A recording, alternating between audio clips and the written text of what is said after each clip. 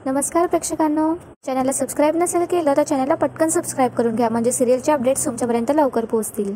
तर आजचा भाग खूप मस्त आहे, खूप काही दाखवलं त्यांनी आजच्या भागात। मी तुम्हाला सगळं सांगेल। जसं महिपत दामिनीकडे जातो, दारू पिऊन ते पूर्ण राडा घालतो आणि इकडे अश्विन प्रियाला चांगलंच रागवतो। त्याला प्रियावरती आलाय संशय। चला तर सुरू करूया ठरलं तर मगच्या आजच्या भागाला। तर आता सगळ्यांचं जेवण झालेलं असतं आणि सगळे सुभेदार मस्त फॅमिलीमध्ये बसलेले असतात, म्हणजे सगळी फॅमिली ती छान अशी बसली असते। तितक्यात तिथे आता रविराज आणि प्रतिमा येतात। आता सगळ्यांना ग्रीट करून झाल्यावरती कल्पना बोलते, काय तुम्ही थोडे लवकर आला असतात ना तर आपण सगळे एकत्र जेवलो असतो। पुढे कल्पना बोलते, मी एक काम करते, तुम्हाला पटकन वाढायला सांगते हा। त्यावर आता प्रतिमा बोलते, अगं नको, आम्ही जेवून आलो। आता पूर्णाजीला थोडी काळजी वाटू लागते आणि त्या विचारतात, पण तुम्ही असे अचानक आलात, काही काळजीसारखं तर नाही ना? आता रविराज हसतच सांगतो, हो पूर्णाई, इतक्या वर्ष आपण एकमेकांना न कळवता एकमेकांच्या घरी बिनधास्तपणे येत आलोय। म्हणा हा प्रश्न तुम्हाला पडणं हे साहजिकच आहे, कारण इतक्या अलीकडच्या काळामध्ये मी इतकं सहज म्हणून तुमच्याकडे आलेलोच नाही। आता प्रतिमा बोलते, पण आता सर्व कसं पूर्ण पूर्वीसारखं झालंय ना। पुढे आता रविराज सांगतो, हो आता जेवण झाल्यावर मी थोडंसं प्रतिमाला म्हणालो की आपण चक्कर वगैरे मारून येऊया, तर तीच म्हणाली की आपण पूर्णाईकडे जाऊ, म्हणून आम्ही इथे आलो, अगदी पूर्वीसारखं, काहीही न कळवता। आता प्रताप रविराजला बोलतो, हे तू अगदी उत्तम केलं। पूर्णाजी आता सांगतात, रविराज, इतके वर्ष हे तुझ्या बायकोचं माहेर होतं, पण आता तुमच्या लेकीचं ते सासर सुद्धा आहे। आधी जावयांचा मान होता आणि आता व्यायांचा मान आहे, आणि आता हे नातं कधी तुटायला नको। त्यावर आता रविराज बोलतो, नाहीच तुटणार। आता रविराज इकडे तिकडे बघू लागतो आणि विचारतो, बरं तन्वी कुठे आहे, दिसत नाही ती कुठे, तिला बोलवा ना पटकन। कल्पना आता अश्विनकडे बघू लागते। आता अश्विन उत्तर देतो, तन्वी कॉलेजला गेली आहे, कुठल्या तरी प्रोजेक्टसाठी तिला जावं लागलं असं ती म्हणून गेली। कल्पना सांगते, हो ना, आणि ती कधी गेली हे आम्हाला कळलंच नाही, आम्हाला तर तिची काळजीच वाटत होती, पण मग तेवढ्यात अश्विनला तिचा मेसेज आला। आता रविराज त्यावर बोलतो, चला म्हणजे निदान तिचा अभ्यास तरी व्यवस्थित सुरू आहे। आणि आता सगळे हसू लागतात। आता सगळी गप्पा मारत असतात, तितक्यात अर्जुन, सायली आणि मधुभाऊ आता घरी येतात। अर्जुन आता त्या दोघांनाही बघून बोलतो, अरे सिनियर, व्हॉट अ सरप्राईज। आणि आता सायली प्रतिमाला विचारते, कसा आहात प्रतिमा आत्या? प्रतिमा आत्या बोलतात, मी बरी आहे, आणि तू कशी आहेस? आता मधुभाऊ सगळ्यांना एक स्माइल देतात आणि आता सायलीला सांगतात, साऊ मी माझ्या खोलीत जातो हा। पण आता पूर्ण अशी रागातच बघत असते मधुभाऊंकडे, तो हार वगैरेचा सीन झालाय म्हणून मधुभाऊ तिथून निघून जातात। सायली आता म्हणते, मी तुमच्यासाठी कॉफी करू का सगळ्यांसाठी? त्यावर आता रविराज सांगतो, अरे नको, आम्ही अर्ध्या तासात निघतोच आहे आता। सायली बोलते, तरी पण तुम्ही बसा, मी लगेच करते। प्रतिमा सायलीकडे कौतुकाने बघू लागते। आता सायली जाते किचनमध्ये आणि आता कल्पना प्रतिमाला बोलते, प्रतिमा, तुला ट्रीटमेंटचा फारच फायदा झालेला दिसतोय, तुझा चेहरा आहे ना अगदी पूर्वीसारखा दिसायला लागलाय। आता हे ऐकून प्रतिमाला खूप आनंद होत असतो आणि ती छान अशी हसू लागते। आता ही प्रिया येते महिपतकडून आणि ती आता घरात जायच्या आत अशी बडबड करू लागते, हा महिपत म्हणजे ना? आणि मग ती बोलते, नाही नाही नाही प्रिया, शांत हो शांत हो, अशी ती स्वतःला शांत करते। आणि ती पुढे बोलते, तुझ्या चेहऱ्यावरची भीती कोणाला दिसता कामा नये, आता तुला आतमध्ये 1000 प्रश्न विचारेल। आणि आता ती स्वतःच विचार करू लागते, जर मला कोणी विचारलं तर कुठे होतीस तर मी काय सांगू? आणि ती आता स्वतः विचार करू लागते, हा नेहमी जे मी सांगते ना तेच सांगते, माहेर जिंदाबाद। पण तिला काय माहिती, आता रविराज आणि प्रतिमा तिची वाट बघताय आतमध्ये। तर ही प्रिया येते आतमध्ये आणि डायरेक्ट पूर्णाजी जवळ जाते आणि बोलते, पूर्णाजी। कल्पना तिला विचारते, अगं तन्वी, आम्हाला न सांगता अशी कुठे गेली होतीस? अश्विनला विचारलं तर तो म्हणाला। तितक्यात आता प्रिया अशी बोलते, की ते माहित होतं ना तुम्हालाही की मी आईकडे गेली होती माझ्या माहेरी। तर बरं तिचं लक्ष नसतं प्रतिमा आणि रविराजकडे, कारण ती डायरेक्ट पूर्णाजीच्या समोर गेलेली असते। आता हे बघून सगळे तिच्याकडे आश्चर्याने बघू लागतात आणि आता पूर्णाजी तर रविराज आणि प्रतिमाकडेच बघू लागते। तर सगळ्यांना आठवतं की अश्विन तर सांगत होतं की ती कॉलेजमध्ये गेली होती, असा त्याला मेसेज आला होता म्हणून। प्रिया बोलते, मला ना याची खूप आठवण येत होती, आणि तुम्हा सगळ्यांना तर माहित आहे ना, एकदा मला याची आठवण आली की तिला भेटल्याशिवाय मला राहावतच नाही। तर सगळेच तिच्याकडे आश्चर्याने बघू लागतात आणि अर्जुन मात्र हसतो आणि त्याला कळलं असतं ही फसली आहे आता। आता अर्जुन हसत हसतच बोलतो, तन्वी, तू खोटं बोलताना कधीपासून चूक करायला लागली? अगं म्हणजे तुला तर किती प्रॅक्टिस आहे ना खोटं बोलायची, मग काय साधा बेसिक विचार नाही केलास तू? काय ना, यावेळी तुझी क्रिएटिव्हिटी जरा कमी पडली। कल्पना आता अर्जुनला डोळे दाखवत असते, पण आता अर्जुन मग गप्प बसतो। आता प्रियाला काही समजत नाही, ती म्हणते, अर्जुन तू काय बोलतायस? मी काही खोटं वगैरे बोलत नाही आहे, मी आई त्यातच अर्जुन तिला थांबवतो आणि बोलतो, बघ मागे वळून। आणि मागून आता सायली आणि प्रतिमा गप्पा मारत येत असतात। सायली आणि प्रतिमा अशा गप्पा करत असतात की अजून तर वेळेने झाला आणि तुम्ही आता निघायच्या गोष्टी करताय प्रतिमा आत्या। तितक्यात आता प्रिया मागे वळते आणि तिला धक्काच बसतो प्रतिमाला बघून, आणि आता सगळ्यांच्या नजरा प्रियाकडे असतात। तितक्यात आता अश्विन आणि रविराज सुद्धा बाहेरून येतात। तर हे प्रिया मनात विचार करू लागते, ह्या दोघांनाही आत्ताच इथे टपकायचं होतं, मला जर आधी माहीत असतं तर यांच्या नावाने मी थाप तरी नसती मारली। तर रविराज प्रियाला बघून म्हणतो, अरे वा तन्वी, बरं झालं तू भेटलीस, नाही तर मला तर असं वाटत होतं की तुला भेटल्याशिवायच मला जावं लागणार। आता अर्जुन तर हे सगळं बघून खूपच हसू लागतो तर ही प्रिया बघा इतकी विचित्र वागते ना, सायलीला ती अशी धक्का देऊन देते आणि प्रतिमा जवळ येऊन उभी राहते आणि तिला हक करत म्हणते आई, आणि ती आता पुढे बोलते आई बाबा तुम्ही इथे. रविराज सांगतो अगं सहज, तुला भेटल्याशिवाय माझा दिवस बरा जातो का बाळा. आता प्रताप मात्र बोलतो पण तन्वी तू तर आत्ता म्हणालीस की तू आईकडे गेली होती, मग ते दोघे इथे असताना तू तिथे काय करत होतीस. आणि आता अर्जुन एक्साइटमेंट मध्ये क्युरियस होऊन सगळं ऐकत असतो, मज्जा घेत असतो तो सगळ्या सिच्युएशनची. पूर्णाजी सुद्धा विचारतात काय ग, आणि अश्विन तर म्हणाला होता की तू कॉलेजमध्ये गेली आहे कुठल्या तरी कामासाठी. आता सगळेच अश्विनकडे बघू लागतात. पुढे आता पूर्णाजी विचारतात काय ग नक्की कुठे गेली होतीस. आता अर्जुन बोलतो ओ म्हणजे ऍक्च्युली तन्वी कुठे गेली होती हे अश्विनला सुद्धा माहित नव्हतं, त्याने काय फक्त तुझी बाजू सावरून घेतली. पुढे आता अर्जुन बोलतो दोघांकडे बघून ग्रेट. आणि आता अर्जुन सायलीला बोलतो मिसेस सायली ते काय म्हणतात मांजर उंदर ते वगैरे काय. त्यावर आता सायली बोलते उंदराला मांजर साक्ष. अर्जुन आता बोलतो एक्झॅक्टली. आणि प्रिया आपली मान खाली टाकते. आता अश्विन परत प्रयत्न करतो आणि बोलतो नाही नाही मी तन्वीची बाजू वगैरे अजिबातच सावरून नाही घेतली, तिने मला मेसेज केला होता की ती कॉलेजला गेली आहे ते. आणि अश्विन आता प्रियाकडे बघू लागतो. आता अर्जुन जोरातच हसायला लागतो आणि बोलतो अश्विन तुला माहिती आहे का, तुला ना खोटंच नाही बोलता येत काय ना, तुझ्याकडे तन्वीसारखं खोटं बोलण्याची प्रॅक्टिसच नाही आहे ना, तू पकडला गेलायस. सायली आता अर्जुनला थांबायला सांगते, तुम्ही जरा थांबाल का असं ती म्हणते त्याला. आणि आता अर्जुन बोलतो ओके ठीक आहे मी शांत राहतो. आणि त्याचा हासा मात्र थांबतच नसतो. अर्जुन गालातल्या गालात हसतच असतो. आता रविराज विचारतो काय ग तन्वी तू नक्की कुठे गेली होतीस आणि हा सगळा काय प्रकार आहे. त्यावर आता तन्वी म्हणजे प्रिया बोलते सांगते बाबा तुम्हाला सगळं सांगते मी.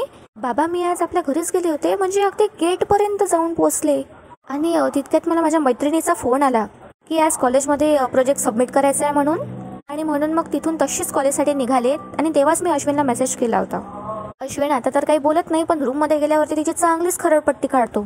असं पुढे आपल्याला ते पाहायला मिळणारच आहे. इकडे आता प्रतिमा बोलते पण तू जर आपल्या घरीच जाणार होतीस तर कोणाला न सांगता का आलीस तिकडे, तू ते सगळ्यांना सांगायला हवं होतंस ना. त्यावर आता प्रिया बोलते आई अगं मला तुझी इतकी आठवण येत होती ना की मी तशीच निघाले ग. आणि मग मला विचार आला होता की वाटेत तुम्हाला मेसेज करेल म्हणजे ते सुभेदारांना मेसेज करेल असं त्यांच्याकडे बघून सांगत असते, पण मग मी विसरले. आता अर्जुन सायलीकडे बघतो, बघा बाईचे नाटकं नेहमीचेच आहे, किती खोटं बोलते ही. पूर्णाजीला सुद्धा आता हे खरं वाटतं. पूर्णाजी बोलतात बरं जाऊ दे, तुझी भेट पण तुझ्या आईबाबांच्या नशिबात होतीच आज, म्हणून तेच तुला इकडे भेटायला आलेत. रविराज सगळ्यांची हजेरी घेतो आणि बोलतो बरं आता आम्ही निघतो, हे अर्ध्या तासांची वेळ सुद्धा आता पुरेशी आहे या टाइमला. सगळे आता हसू लागतात पण आता अर्जुन मात्र डाऊटनेस बघू लागतो तन्वीकडे. तितक्यात आता सायली बोलते थांबा प्रतिमा आत्या, आणि ती लगेच आता कुठेतरी जाते आणि किचन मधून ती लोणच्याची भरणी देते प्रतिमाकडे आणि सांगते रविराज काकांना आवडतं ना म्हणून मी हे लिंबाचं लोणचं केलंय आणि सुमन काकूंसाठी हे कैरीचं लोणचं, असं म्हणत 2 भरणे आता प्रतिमाच्या हाती सायली देते. त्यावर आता प्रतिमा बोलते काय ग तू सगळ्यांच्या आवडी निवडी कशा लक्षात ठेवतेस. सायली आता हसते. तितक्यात आता विमल पिशव्या घेऊन येते, त्या पिशव्यामध्ये ती लोणच्याची भरणी ठेवून देते. इकडे आता जाता जाता प्रिया एक ड्रामा करून जाते आणि ती बोलते बाबा तुम्ही मागचं सगळं विसरून माझ्या सासरी आलात, खरंच मला खूप छान वाटलं. आणि आता ही ड्रामा म्हणून आता अश्विनला खुणावते आणि दोघांच्या पाया पडून आशीर्वाद घ्यायला सांगते. दोघे मिळून आता पाया पडतात. त्यावर आता दोघेही आशीर्वाद देतात, काळजी घ्या असं म्हणतात आणि आता निघून जातात तिथून. मात्र आता प्रतिमा आणि रविराज गेल्यावरती सगळ्यांच्या नजरा ह्या प्रियाकडे असतात. अश्विन आता रागातच तिथून निघून जातो आणि प्रियाला खोलीत यायला सांगतो. अश्विन आता खूप रागात असतो, प्रिया त्याच्या मागोमाग निघून जाते. आता खोलीत गेल्यावरती फायनली अश्विनच्या हे लक्षात येतं की तू तिच्यासाठी त्याच्या घरच्यांशी खोटा बोलतोय. आता तो प्रियाला बोलतो आज मी पहिल्यांदा तुझ्यासाठी माझ्या घरच्यांशी खोटा बोललो आणि तुझी बाजू सावरून घेतली, पण हे नेमकं प्रकरण काय आहे हे मला कळलंच पाहिजे. कुठे गेली होतीस असा तो रागातच तिला प्रश्न विचारतो. तिला सगळं फ्लॅशबॅक आठवत असतं की ती आश्रमात गेली होती पहिले आणि मग महिपतकडे गेली होती. तर इकडे आता परत अश्विन विचारतो बोल. प्रिया आता विचारच करू लागते काय सांगू. तितक्यात अश्विन जोरात ओरडतो बोल तन्वी. अश्विन सतत तिला विचारत असतो तन्वी बोल कुठे गेली होती.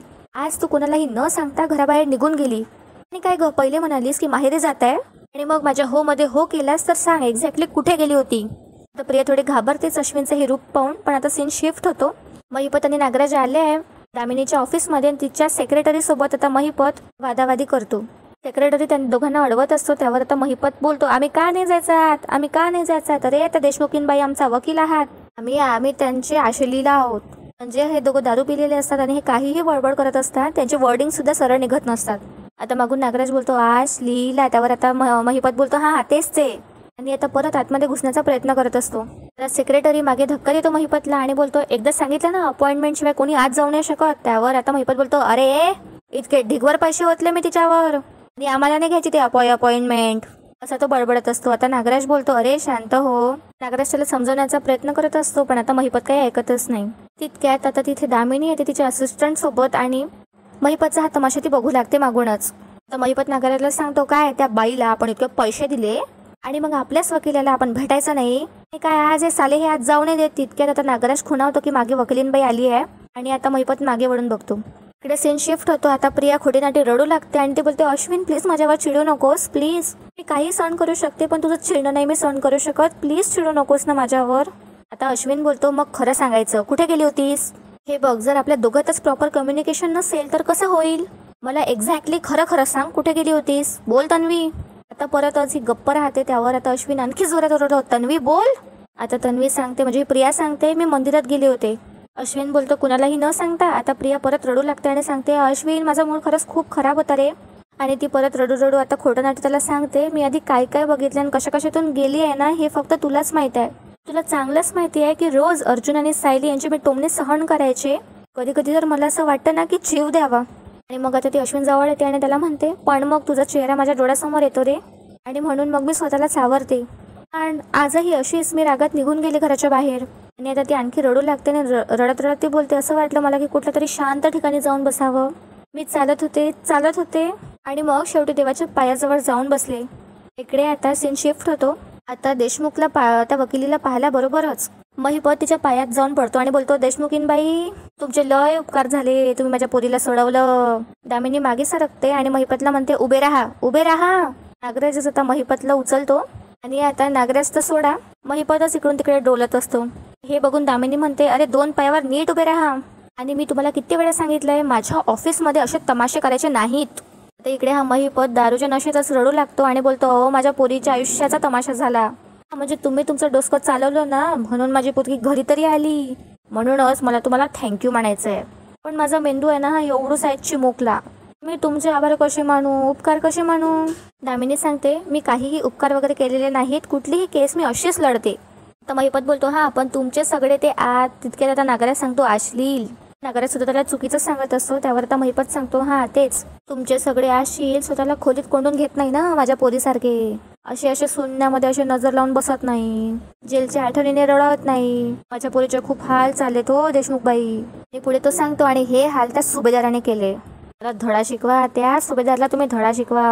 आणि आता महिपत रडू लागतो आणि बोलतो, त्याने माझ्या पोरीचा हाल केले, त्यानं माझ्या पोरीला जेलात पाठवलं त्या सुभेदारानं, असं म्हणत आता महिपत नागराजच्या खांद्यावरती जाऊन रडू लागतो. दामिनी आता नागराजला आवाज येते, किल्लेदार ओ किल्लेदार, तुम्ही जरा तरी शुद्धीत आहात असं वाटतंय, यांना तुम्ही ताबडतोब घरी पोचवा. पण आता महिपत जायला तयारच नसतो. तो बोलतो, नाही नाही नाही देशमुखबाई, तुम्ही मला 113% वचन द्या. इतक्यात आता दामिनीचा सेक्रेटरी महिपतला असा मागे ढकलतो. सीन शिफ्ट असते. आता प्रिया रडू लागते आणि बोलते, तिथे माझ्या ऐकणारे कोणी नाही आहे ना, मी नाती तोडते असे आरोप करणारे कोणी नाही आहे ना. आणि आता ही प्रिया विचार करू लागते, हा पिघलतोय की नाही. पण आता अश्विन काही बोलतच नसतो. आता आणखी काहीतरी ही सुचवते आणि बोलते, आश्रमात असताना मी अशीच मंदिरात जाऊन बसायचे आणि मी जर तासनतास गायब झाले तरी कोणाला काहीच फरक नाही पडायचा ना रे. तरीही आता अश्विन काहीच बोलत नाही. प्रिया आता आणखी विचार करू लागते, आणखी काय खोटं बोलू. तितक्यात आता ती मागे वाढते आणि विचार करते, याला मी मस्काच मारते. पुढे ती बोलते, पण इथे माझी काळजी करणारा कोणीतरी आहेस, तू आहेस हे माझ्या लक्षातच आलं नाही रे. अश्विन, पण मला इतक्या प्रेमाची सवयच नाही आहे रे, मला माझ्याकडून चूक झाली, मी तुला सांगून जायला हवं होतं पण मी हे मुद्दाम नाही केलं, प्लीज माझ्यावर चिडू नकोस. आणि ती आता कान पकडते आणि प्रिया आता कान पकडते आणि बोलतो, अश्विन सॉरी, माझ्यावर चिडू नकोस ना रे. अश्विनला आता तिच्यावर दया येते आणि तो बोलतो, बरं शांत हो, इथे बस. आणि ह्याचा आता सारा राग विसरतो आणि तिला म्हणतो, मी तुझ्यासाठी पाणी आणू का? प्रिया बोलते, नाही नाही, तू इथे बस ना प्लीज, माझ्यावर चिडू नकोस. अश्विन आता प्रियाच्या खोटे डोळ्यातले पाणी पुसतो आणि बोलतो, प्लीज तू रडू नकोस ग. हे बघ, मी फक्त इतकंच म्हणत होतो की तू घरी कोणाला सांगून जायचं होतं ग. प्रिया आता बोलते, हो, आणि त्यासाठी खरंच सॉरी. इकडे आता महिपतचा सीन दाखवतो. महिपत सेक्रेटरीला म्हणतो, असा मध्ये नको येऊ, जा तिकडं. आणि आता महिपत तिच्यासमोर हात जोडतो आणि बोलतो, देशमुखबाई तुम्ही फक्त त्या सुभेदारला धडा शिकवा, मी तुमच्या इशाऱ्यावरती सुद्धा नाचायला तयार आहे. तुम्ही म्हणाल तसं नाचायला तयार आहे, आता नाचू का? आणि आता महिपत इथेच नाचू लागतो, इथे नाचू का नागराज शेठ, आनंदी आनंदकडे. मग आता हा महिपत परत बोलतो, अरे नाही नागराज शेठ, आनंदकडे कसं असेल, दुःख आहे ना आपल्याला. मग आता हा बोलतो, आनंदी आनंदकडे, जिकडे तिकडे दुःखीकडे, असं म्हणत येतो तो तिथे नाचू लागतो. तर नाचायचा आपण देशमुखबाईसाठी, असा तो महिपत बोलून नाचत असतो. तर नागराज त्याला थांबवण्याचा प्रयत्न करत असतो. तर दामिनी हा तमाशा बघतच असते आणि त्याचं नाचून झाल्यावरती ती म्हणते, झालं, मी लाथ मारायच्या आधी इथनं लवकर बाहेर निघा. इकडे आता ही प्रिया ड्रामा करू लागते अश्विन समोर आणि बोलते, पण अश्विन, अरे मानलेल्या बापानं चोरी करणं हे खूप सहन करणं अशक्य असतं. मी काय त्यांना खून करताना सुद्धा बघितलंय आणि हे ओझं तर मी आयुष्यभर वाहणार आहे आणि या सगळ्याचा खूप स्ट्रेस आहे रे मला आणि म्हणूनच त्यात असं काहीतरी वेड्यासारखं होऊन बसतं. पण अश्विन, तू मला माफ करशील ना? प्लीज प्लीज मला एकदा माफ कर प्लीज, असं ती म्हणत असते. तितक्यात आता अश्विनला कदर येते आणि तो तिला हक करतो आणि तिला मिठी मारत. तर अश्विन बोलतो, बरं ठीक आहे, पण परत असं काही होऊ देऊ नकोस घरी सगळ्यांना टेन्शन येतं. आता प्रिया होला हो लावते आणि बोलते हो, पण त्याचं लक्ष नसताना ती तोंड वाकडं करते. इकडे आता सीन शिफ्ट होतो. महिपत आता हात जोडतो आणि बोलतो, देशमुख बाई, माझा ना माझ्या लेकीतला जीव आहे हो. तुम्हाला ते गोष्ट माहिती आहे ना, गोष्ट जर का ते पोपट्याची मान मुरगळली तर तिकडे तो राक्षस मरून जातो. माझं पण तसंच आहे हो. तिला काही दुःख झाला, त्रास झाला ना तर इकडे माझा जीव जातो. पण तुम्ही मला सांगायला सुद्धा तयार नाही आहे हो की तुम्ही तिला कसं सोडवणार आहे. तुमच्या डोक्यामध्ये काही प्लॅनिंग आहे का? मग ते प्लॅनिंग काय आहे तुमचं? प्लॅनिंग पण तुम्ही मला काही सांगत नाही. तारीख पे तारीख, तारीख पे तारीख. आता तुम्ही मला इथनं जाणारच नाही मी जोपर्यंत तुम्ही काही पुढचं मला सांगत नाही. दामिनी आता बोलते, तुम्ही जर आत्ता या क्षणी इथून निघून नाही गेलात ना तर मी तुमची केस सोडीन. उलट मी तुमच्यावरच केस ठोकेल तुमच्या अशा वागण्यासाठी. ब्रेकिंग, एंटरिंग, ट्रेसपॅसिंग, कळतंय का? त्यावर आता महिपत बोलतो, नाही. नागराज हळूच आता मागून बोलतो, डेंजर आहे डेंजर, चल, असं म्हणत आता नागराज तिथून त्याला घेऊन जाण्याचा प्रयत्न करतो. शेवटी आता हा महिपत हात जोडतो आणि बोलतो, माझ्या पोरीला सोडवा. इकडे आता नागराज बोलतो, सॉरी मॅडम सॉरी, आणि नागराजला तो घेऊन जाण्याचा आता प्रयत्न करतो. पण आता हा महिपत बडबड करतच तिथून निघून जातो. माझ्या पोरीतला जीव आहे हो देशमुख बाई. सीन शिफ्ट होतो. आता संध्याकाळची वेळ झाली असते आणि आता सायली देवी इकडे दिवा लावते आणि हात जोडते. तितक्यात मागून आता पूर्ण अजय आणि कल्पना सुद्धा येते. इकडे आता सायली बोलते, देवी आई, मला मंदिरात नाही जाता आलं सगळ्यांबरोबर, पण तुझी पूजा करताना सगळे माझ्या पाठीशी उभे आहेत. आणि आता सायली मागे वळून बघते. तितक्यात तिला पूर्णाजी आणि कल्पना दिसते. तर ती लगेच आता पूर्णाजीच्या पाया पडते आणि पूर्णाजी सुद्धा तिला आशीर्वाद देऊन देतात. नंतर ती कल्पनाच्या पाया पडते आणि कल्पना सुद्धा तिला आशीर्वाद देऊन देते. सायली बोलते की तुम्ही दोघींनी फक्त माझ्या डोक्यावरती हात ठेवलाय आणि हाच मी तुमचा आशीर्वाद मानते. इकडे आता प्रिया बाहेर येते खोलीच्या आणि तिचं लक्ष त्यांच्याकडे जातं. सायली पुढे त्या दोघींना सांगत असते की आज मला वाटत होतं की काहीतरी चांगलं होणार आहे आणि तुमच्या आशीर्वादाने खात्री पटली. इतक्यात आता सायलीचं लक्ष सुद्धा प्रियाकडे जातं. प्रिया तिथे आता चालत येत असते. तिला बघून आता सायली बोलते, आम्ही सत्याच्या खूप जवळ पोचलाय पूर्णाजी आई. लवकरच सगळ्या गोष्टी आता पूर्वीसारख्या होतील. तुम्ही आता काळजी नका करू. आता ही प्रिया मनात विचार करू लागते, पूर्वीसारखं म्हणजे नेमकं काय होणार आहे. इकडे आता कल्पना सायलीला बोलते, आम्ही का काळजी करू ग, आणि आम्हाला तर पूर्वीसारखं नकोच आहे.